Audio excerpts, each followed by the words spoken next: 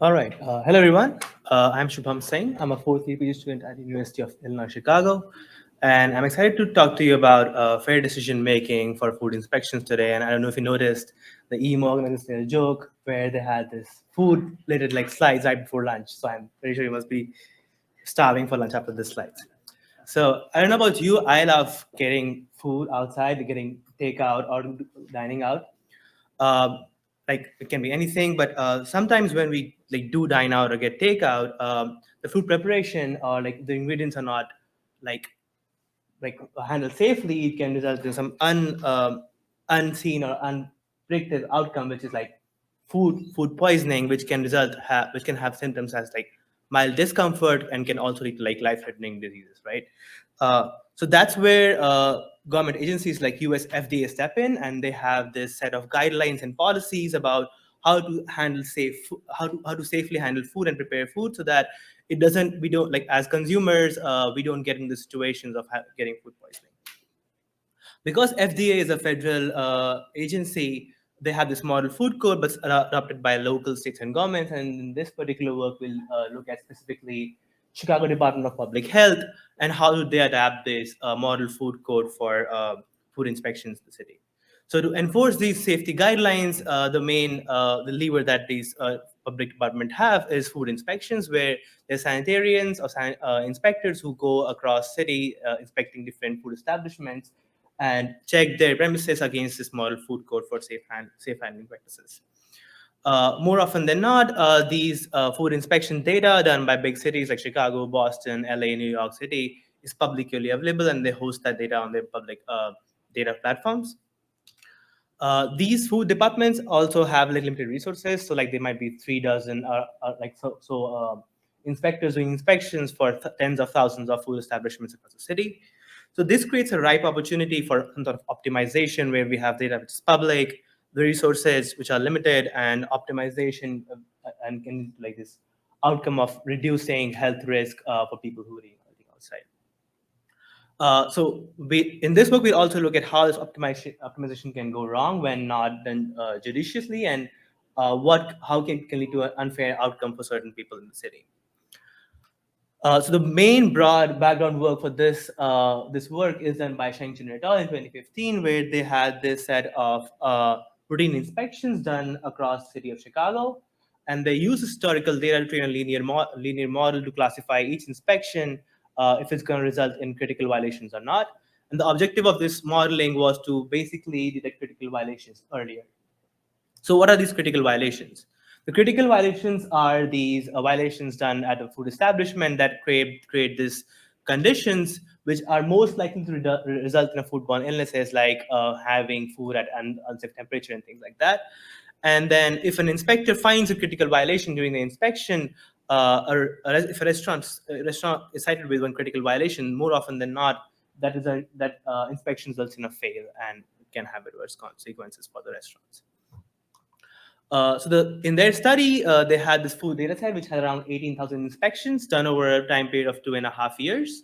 And then they had a special testing period for 2 months where sanitarians actually did invent inspections as is, but they also fed this data into their predictive modeling without the ground truth, and saw how their modeling will compare to like business as usual when they did inspections.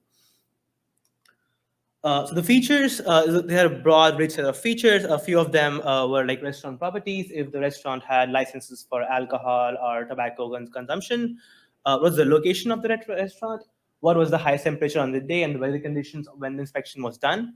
And most of the features were public besides sanitarians, who are these inspectors who actually go and do inspections. And because this research was done and released in public domain, they wanted to conceal the identities of the sanitarians. And to do that, what they did was they took these sanitarians, clustered them based on their critical violation rate, and named them after the Chicago transit lines. Uh, and in the table below, you can see they're named as purple, blue, orange, green, yellow, and brown. And the second row, you can see the critical violation rate, where a critical violation rate is how likely a sanitarian cluster or sanitarian is to cite a restaurant with a critical violation divided by the total number of inspections that they do in a given period of time. And later on, we'll see this sanitarian feature used as a feature in the model can result in unfair outcomes, and I'll talk about more of that in later slides. So you having trained this model, the methodology was for each inspection, they got a risk score, where a high risk score meant high likelihood of having an inspection resulting in critical violation. And those has to be prioritized first because we want to detect critical violations earlier to reduce any public health risk. And those which had lower score would be delayed or deprioritized in the interest of doing high scored inspections first. So using this simulated study, they saw that when they compared this predictive modeling approach schedule versus the business as usual as sanitarians did when inspection, they were able to detect critical violation 7 days earlier over the regular schedule, where regular schedule is again sanitarians doing inspections, which we'll also call default schedule in the talk going on from going forward. So the overview of our work in this case is we show that model-driven inspection schedules can result in unequal health risk for certain groups of people. And we call outcome of a food inspection to be unfair when there are unequal detection times across different city regions and different population of the city. We also show that this unfair outcome is driven by this variance in sanitarian violation rate.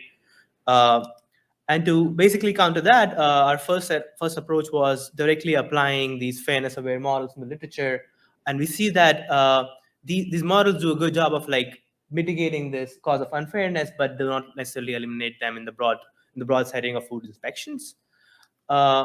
But if we just take these risk scores and just manipulate how they are being used in the broader setting of food inspection and prioritizing these food inspections, we see that these can lead into fair outcomes, and these are also Pareto dominant when compared to other approaches that we explored today.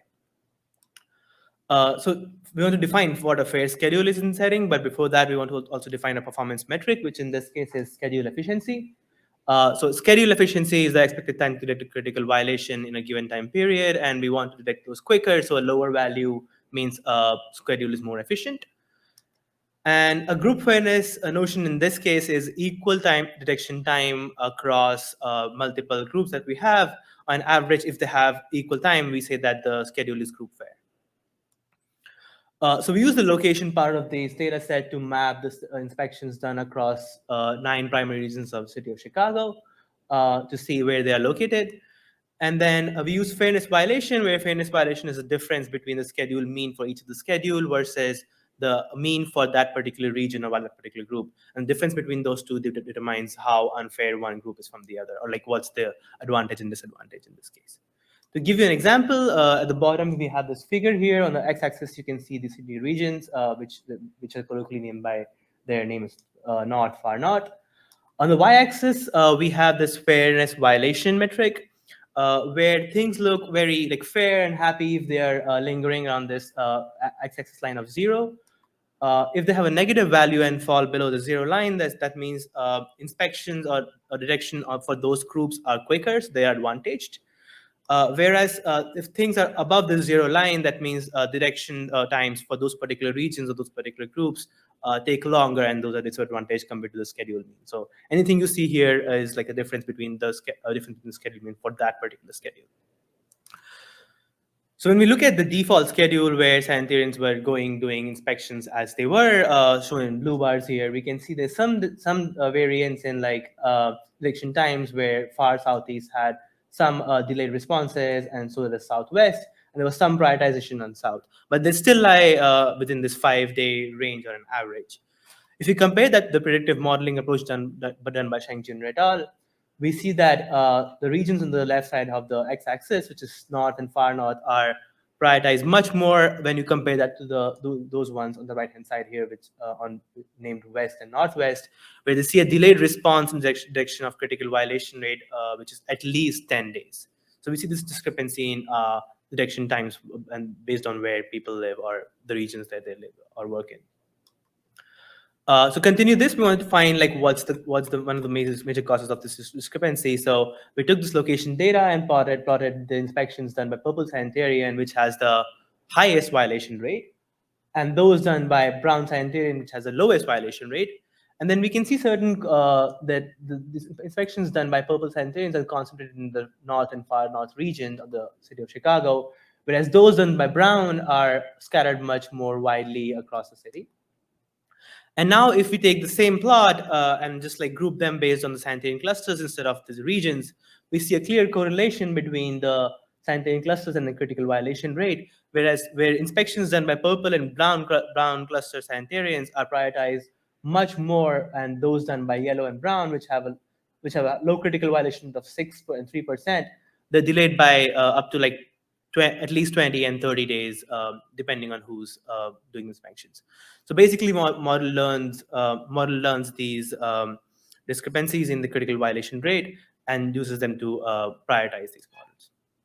So two broad class of approaches we talk about, we explore in this work is retraining the model.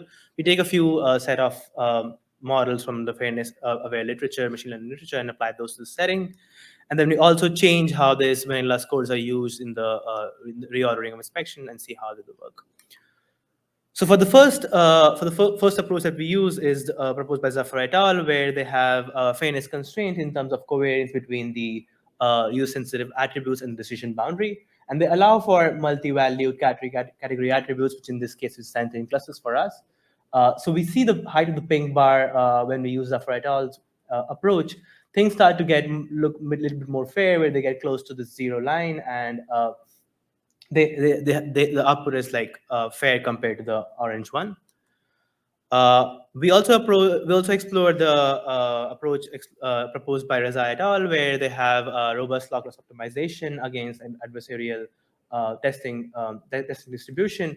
However, one limitation for this work for our application is that they only support binary attribute.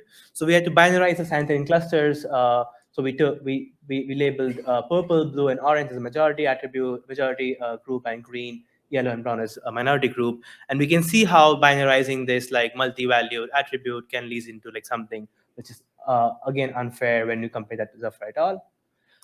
And then finally, we also had like an approach which takes a randomized classifier and gives some sort of guarantees and what's the minimum error you can get for each of the group, which is shown in teal here with the Krishnaswamy et al.'s approach.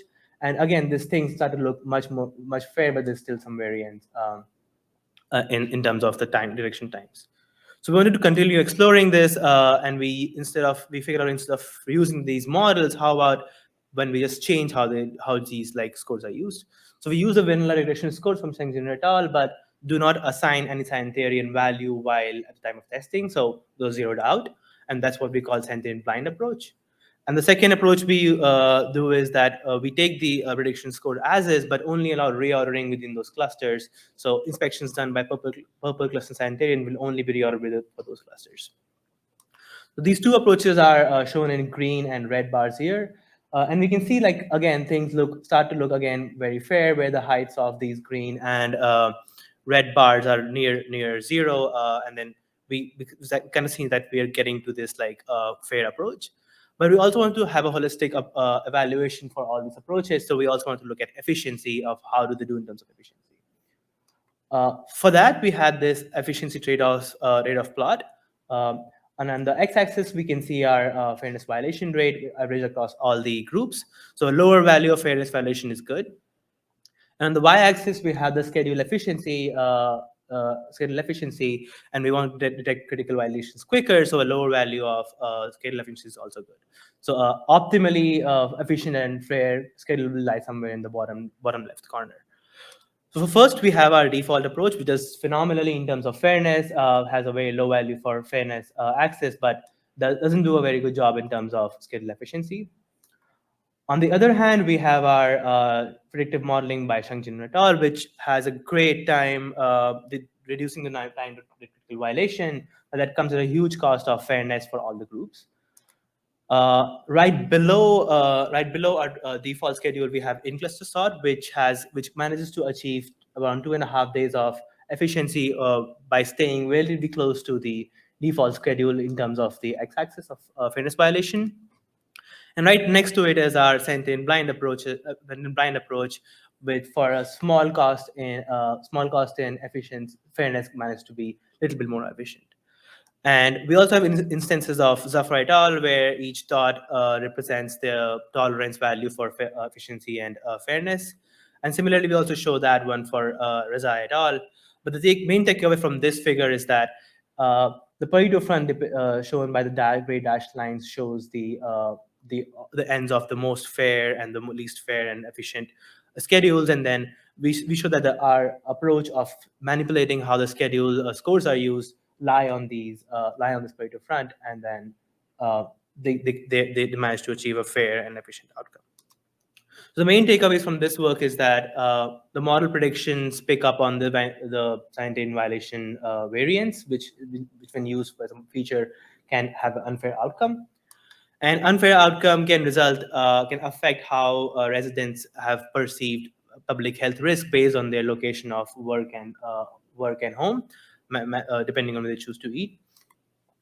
Just modifying the predictive scores can lead to fair outcomes in this setting without the huge cost of retraining the models, as one might do.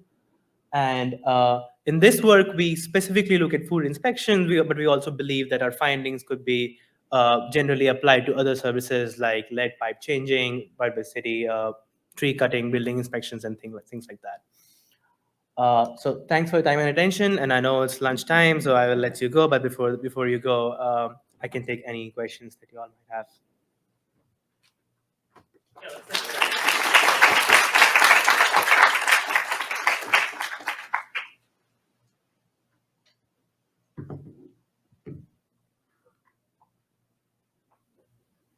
We probably have time for about 2 questions. So if you have them, ask them. Otherwise, Hi. Oh, thank you for the talk. I'm wondering, like, when you selected the groups, the cluster, there's the inspectors and then there's the geographic groups on which you measure fairness. How did you decide what the boundaries were for that group? And have you thought about whether other factors like racial or demographic or socioeconomic makeup of those different groups? That's a good question. So we do explore the findings of this group by socioeconomic status, like specifically like median household income and like race and ethnicity, which is on our paper. But in this case, we basically just use the zip code and the location data to map them to these 9 primary city regions, and then historically there's been some sort of correlation between people who live in these regions and their SES status. So that we went in exploring this first, and then we saw this correlation between inspectors who are doing inspections in these specialized in these specific regions versus the location. So we started out by doing geographic, SES, economic, and demographic first, and then we came to realize that this is driven by primarily inspector and their jurisdiction where to manage to choose to do those inspections. Thank you. One more question?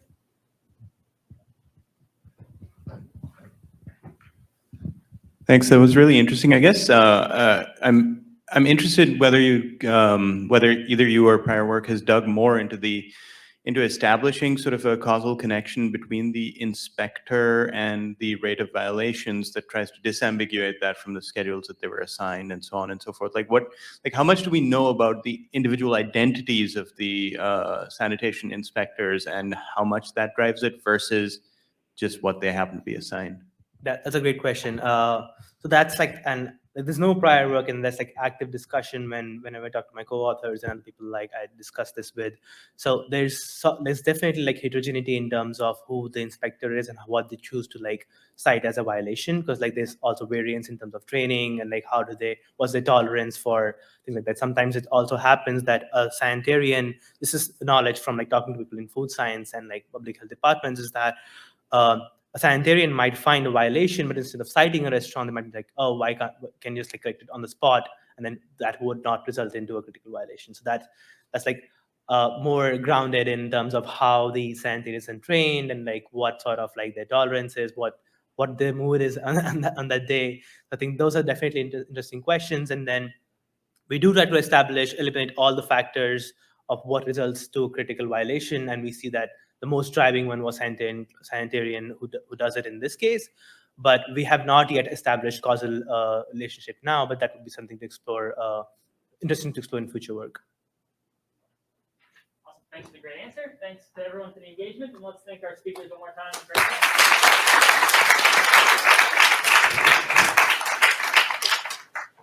So we're off for lunch. I actually have no idea when the next session starts, but please check the calendar and come back to that.